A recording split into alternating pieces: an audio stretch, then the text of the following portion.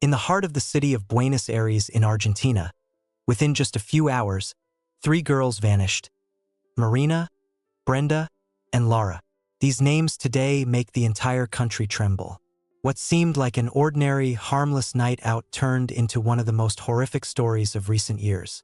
Live streams, foreign drug traffickers, and a terrifying message that spread across the entire country. On September 9, 2025, in the La Matanza district of Buenos Aires province, 3 young women, Marina Berti and Brenda del Castillo, both 20 years old, and 15-year-old Lara Gutierrez, left their homes. They were heading toward what had been promised as a special evening. The meeting point was the roundabout in the La Tablada area, a usual gathering spot for locals. Normally the girls used a ride-hailing app, but this time they told relatives that someone would pick them up directly at the roundabout. And so it happened. A white car was waiting for them there. The 3 girls got into the vehicle, and surveillance cameras captured that brief moment of them climbing in, completely unaware that they would never return home. According to investigators, the girls were lured with the promise of a party and a cash payment of $300 for participating in what was supposedly a private event. They were told they just had to have fun and entertain the guests. After that, contact with them was lost. Their last messages were sent around 3 a.m. A few hours later, worried relatives went to the police to report them missing. However, according to family and friends, law enforcement initially refused to accept the report, saying at least 48 hours had to pass before they could begin a search. The lawyer for Lara's family confirmed this and said that, despite the refusal, the relatives did not sit idly by. They began posting photos of the 3 girls on social media, including descriptions of their appearance, the clothes they were last seen wearing, and their known last location. They also mentioned the party they had supposedly been invited to. Within a few hours, the faces of the 3 girls were everywhere, and under public pressure, the police finally accepted the report and launched an official search. You're probably wondering now who these 3 girls were and what connected them. Marina Berti was only 20 years old. She was born on January 19, 2005, and lived quietly in the La Matanza district, sharing a home with her mother Sabrina and 2 younger brothers. According to official records, through her mother she was insured under Argentina's healthcare workers' medical system, which entitled her to free medical care. Marina was the cousin of Brenda, the other girl who disappeared with her. Unfortunately, this family tie also sealed their shared tragic fate. In short, Marina was an ordinary girl with dreams she never got to fulfill, remembered by her loved ones with deep warmth. Brenda Lara del Castillo was also a 20-year-old woman. Born on November 26, 2004, she lived with her mother Paula and her siblings. Unlike Marina, Brenda carried enormous responsibility. She was the mother of a 1-year-old baby. The child's father took no part in raising him, so the young woman had to provide for both herself and her son alone. According to relatives, she sold clothes through social media and worked part-time at a small kiosk. Some media outlets published testimony claiming Brenda also engaged in sex work to survive and feed her family. The youngest of the 3 was 15-year-old Lara Morena Gutierrez. She lived with her grandmother in a modest home in a neighborhood marked by high poverty and social vulnerability. At her young age, she already knew hardship and life on the margins. Yet Lara had a side of her life tied to the community. Every week she attended an evangelical church with her family.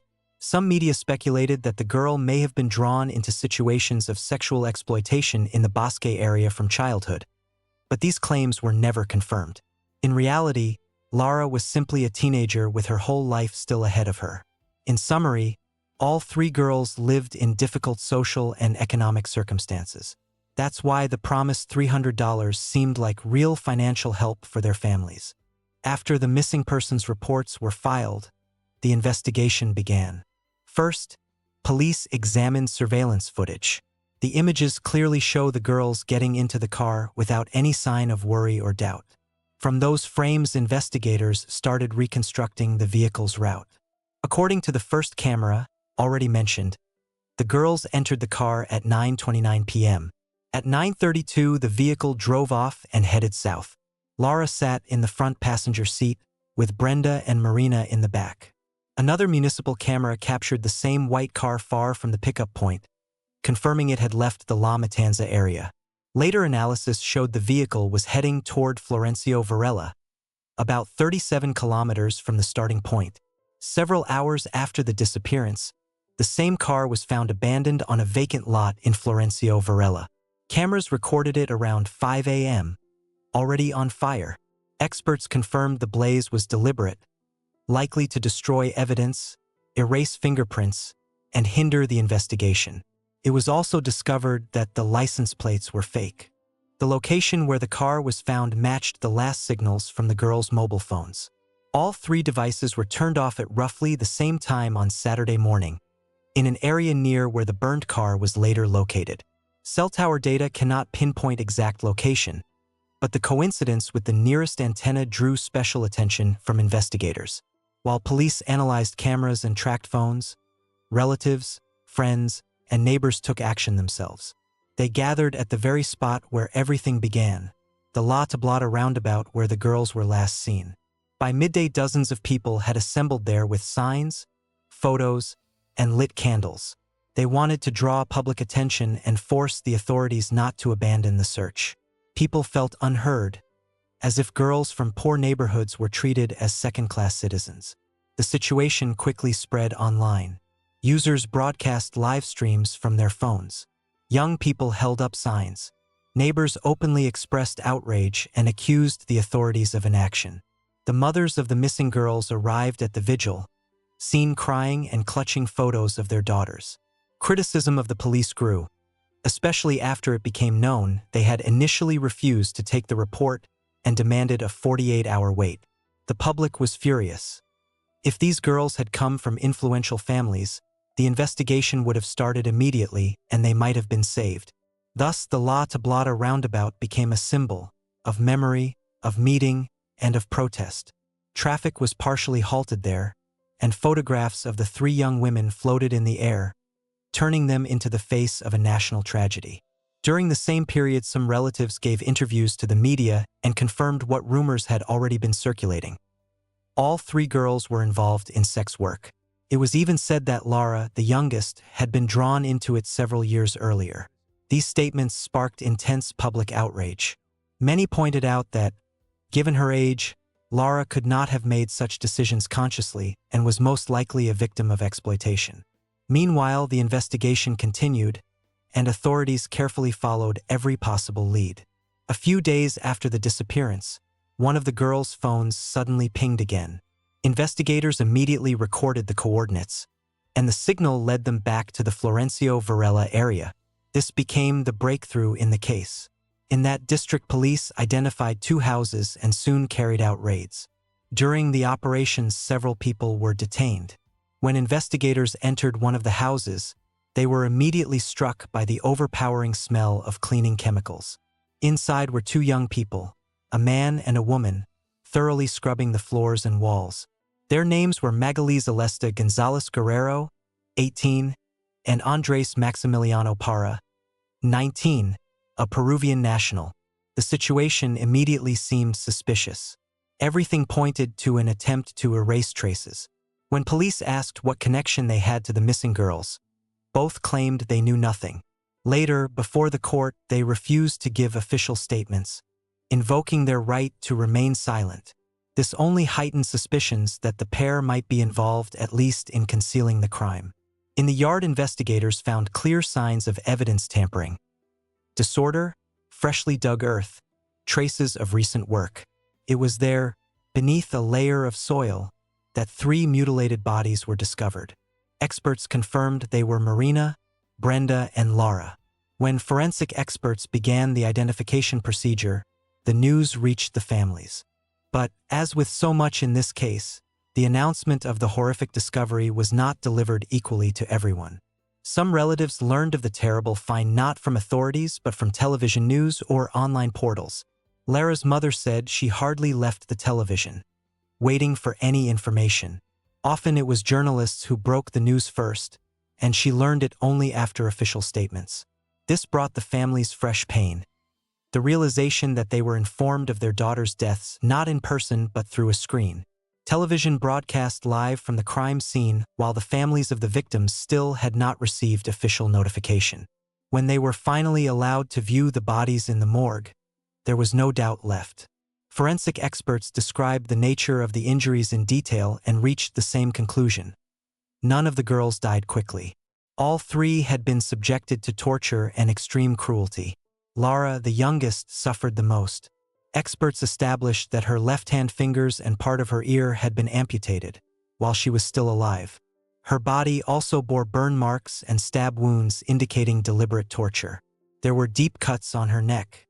Brenda, the 20-year-old mother of a small child, had a fractured skull, a disfigured face covered with marks from numerous blows. Her body showed knife wounds, and after her death she was sexually assaulted. Her abdomen had been slashed, a symbolic act of cruelty meant to terrorize. Marina sustained numerous head and facial injuries. Forensic experts concluded that the cause of her death was a dislocated cervical vertebra. Her neck had been broken. The brutality with which the perpetrators acted made it clear. This was not a spontaneous outburst of rage, but a premeditated crime. The time of death for all three girls was established as between 3 o'clock and 6 a.m. on Saturday, September 20th.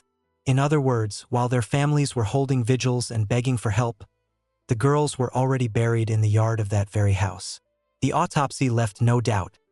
Investigators were dealing with a triple murder committed with extreme cruelty. It is important to note that the house where the bodies were found was only 700 meters from the vacant lot where the burned car had earlier been discovered. After this horrifying discovery, the investigation took a dramatic turn. Police immediately organized a series of raids throughout the Florencio Varela district and nearby towns. During the investigation, authorities also traced several addresses linked to illegal drug trafficking. This led to new arrests. Among those detained was a young man named Arel Jimenez. Investigators claimed he was the one who dug the pit in which the bodies were later found. Another arrested suspect was Miguel Ángel Villanueva Silva, 27. According to investigators, he was responsible for the organizational side of the crime. Simultaneously, law enforcement conducted a large-scale border operation. According to some sources on the Argentine side, according to others already in Bolivia, a man named Victor Sadicuro Lazaro, also Peruvian, was detained. His arrest was evidence of how widespread this case had become. The investigation also charged a woman named Lara Daniela Ibarra, 19, suspected of helping conceal evidence and cleaning the house where the bodies were found.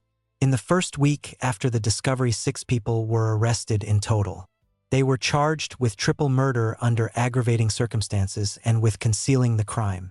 Particular attention from investigators and the media focused on Victor. He was linked to a Volkswagen Fox vehicle that, according to the investigation, served as a support car during the abduction and transport of the girls. Surveillance cameras recorded the vehicle near the house before and after the crime. For prosecutors, this became key evidence. Victor was not a random participant. He clearly played an active role in the logistics. He was transported from the border to Buenos Aires under heavy escort. Footage of him walking in handcuffs, surrounded by federal police officers, aired on every channel. Nevertheless, his defense tried to soften the charges, claiming Victor had fled only because he received threats and feared for his life. His lawyers also stated that the vehicle in question was registered in his niece's name and that he had not driven it on the night of the crime. However, the evidence contradicted this version.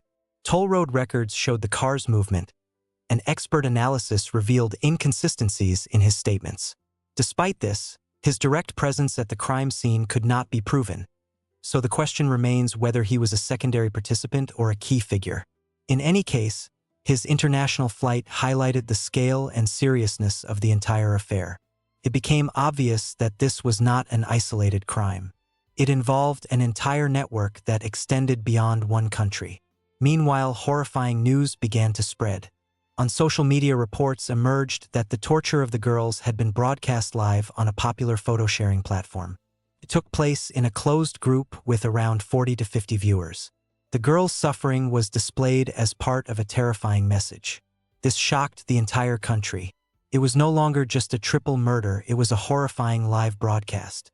The internet also produced a name, The man called the main organizer was Pequeño Jota, or Little J.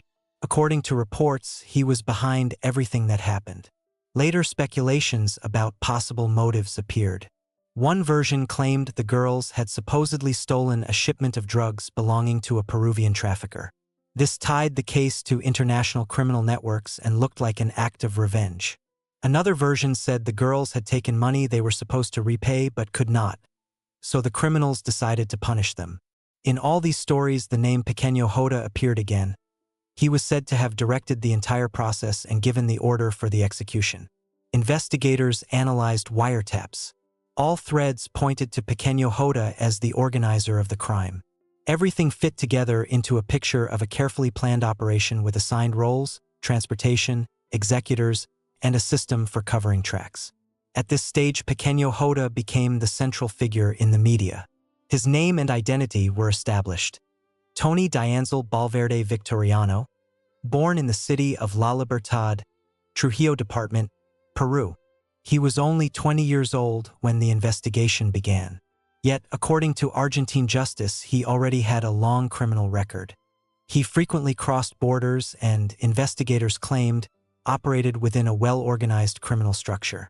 His name and photo appeared in many newspapers thanks to leaks and confirmations from sources close to the investigation. After that, police warned that there were signs he was preparing to flee. Publications listed his age, nationality, and possible whereabouts, from Peru to the suburbs of Buenos Aires. According to investigators, he coordinated actions that required good connections, money, and precise logistics. While the whole country was still reeling from the horror, police carried out a major operation. The target was a bunker that investigators believed served as the center of Pequeño Jota's activities. Scenes of the raid were captured on camera. Narrow streets, dark corridors, dozens of armed officers. In the end, 8 people were detained, but no one was arrested. The main version from investigators was stark. Pequeño Jota had hired people to execute the 3 girls. It was supposedly revenge for stolen money and drugs. Some sources close to the case claimed he had ordered the crime to be streamed live as a warning to anyone who dared cross him. Yet the operation left many questions. Some local residents and people familiar with criminal networks stated that Pequeño Jota had never been seen in the place where his supposed bunker was located. This bred doubt. Perhaps his real area of influence was elsewhere, on the south side of Buenos Aires, exactly where the bodies were found. Distrust toward the investigation grew when one local television channel showed footage from the crime scene. The house where the tragedy occurred was left unguarded. On camera, a man rode up on a bicycle, calmly entered the house, and left with a bag that presumably contained items taken from the crime scene. Such actions are clearly unacceptable. Only officially authorized personnel may approach a crime scene. Soon another video appeared online, an interview recorded 2 months before the tragedy. It featured 2 girls presented as Flor and Luna. It later emerged that Luna was Lara, who was only 15 at the time, and Florencia was older and already of legal age. In the interview, they denied working for anyone or being victims of human trafficking. Florencia explained that clients contacted them through social media and that they were in that area because it paid better. Lara appears toward the end of the report and says she is 20 years old, but many viewers claimed she whispered that she was actually younger. The journalist who conducted the interview later said he could not verify the truth of her words and had not suspected that one of the girls might be underage. This video stood in stark contrast to another piece of material, an audio message Lara sent to a friend. In it, a teenage voice can be heard speaking of exhaustion and feeling unwell. Many users were stunned, especially by the phrase, "I'm going to work," because everyone knew it referred to providing sexual services. Many were outraged that a girl who should have been in school was instead talking about work, and again unleashed a wave of criticism toward Lara's family. "Hey, are we seeing each other today or not? If we meet at the hotel, I'll go to work today. If you want and feel better, come and we'll cross paths. Hope you get better soon. Just like you scold me, I'll scold you too." After the tragedy, Florencia published touching posts mourning Lara and calling her a friend and colleague. It is believed that Florencia later gave police important information. While the girls were still listed as missing, She told authorities that Lara had a Peruvian client, once again leading investigators to Pequeño Jota and intensifying the search for him, even to the point of possibly requesting help from Interpol. Meanwhile, in Argentina, the funerals of the three girls took place. Marina and Brenda were the first to be laid to rest. They were seen off with flowers, photographs, applause, and tears. In another city, a farewell ceremony was held for Lara. Lit candles, crowds of people, and deep silence. Neighbors, friends, human rights organizations, activists, and local leaders attended. Prayers, songs, memories, and one common call for justice filled the hall. Over the following days, new arrests were made. Lawyer Guillermo Endi confirmed that Florencia Ebas, a relative of Victor Sadicuro, had been detained because she had been in one of the vehicles involved in the case. According to him, the young woman agreed to hand over her phone and car to investigators. Recall that Victor had earlier claimed the vehicle used that night belonged to his niece. Despite these steps, the case remains tangled and offers no answers to the main question. Where is Pequeño Jota? His name and face are now known to everyone, yet he has still not been caught. There is speculation that he fled Argentina with the support of a criminal network, perhaps returning to Peru or hiding in another country. The motive for the crime also remains unclear. There is much talk of money and of the girls supposedly stealing something, but so far there is no proof that confirms this 100%. Relatives of the victims continue to accuse state institutions of negligence, slowness in accepting reports, information leaks, and the fact that they had to learn news from the media. They speak of a complete sense of vulnerability and a fear that still has not left them. Although many suspects have been detained and the investigation continues, several accomplices remain at large, including the alleged mastermind. The case remains open, and it is unknown when it will conclude. But I will let you know if there is any news.